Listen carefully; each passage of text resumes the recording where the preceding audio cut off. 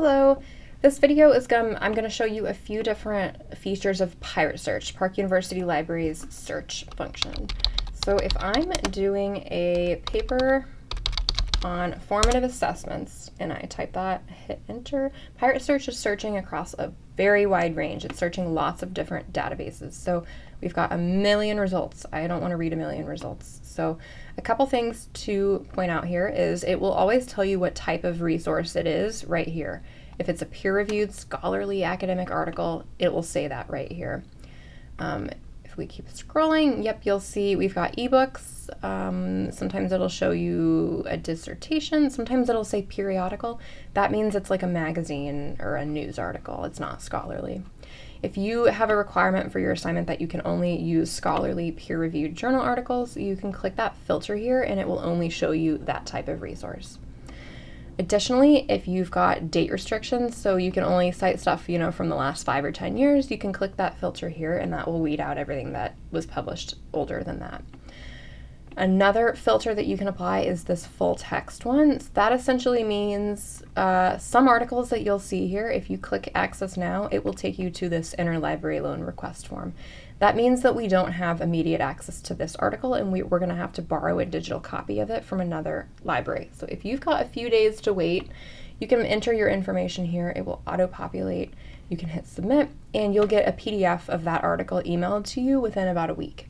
If you don't have a week to spare, you can click the full text filter here and that is going to weed out everything that you're going to have to request through ILL. So if you click that full text filter, everything that you see on here, you will be able to read immediately.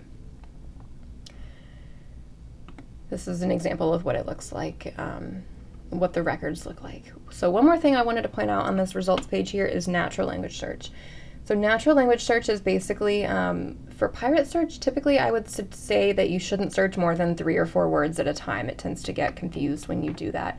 However, if you want to search a full sentence, if you want to say this, for example, if you want to type a full sentence in, just like you would on Google, it can do that search, but you need to toggle this natural language search button here, because when you turn that on, that essentially it changes the search algorithm, and so it searches in a slightly different way, and so it's going to pull up results that are much more relevant for you if you want to type in that full sentence. So again, you don't have to just limit it down to 3 or 4 words. You can type full sentences, but if you are, make sure you hit this natural language search button as well. And that also works for even back when we had only 2 words. You can turn on the natural language search function and it's still going to search. What it essentially does is think through lots of synonyms for what you could possibly be searching for, and it's searching all of those synonyms at the same time. When we turn this off, it's only searching for the words formative assessment. So if you use any other words to describe that, it will not pull it unless you've got that natural language search feature turned on. So that's just another filter you can play with. Turn it on, turn it off, see which one you like with the results.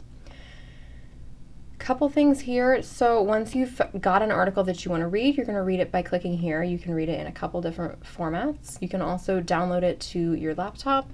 You can save it right here in Pirate Search. That works if you are logged in.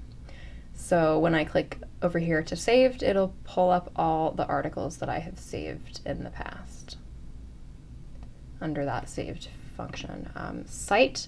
So when you're ready to start citing it and putting it in your paper, if you click copy paste, it will generate that APA style citation for you.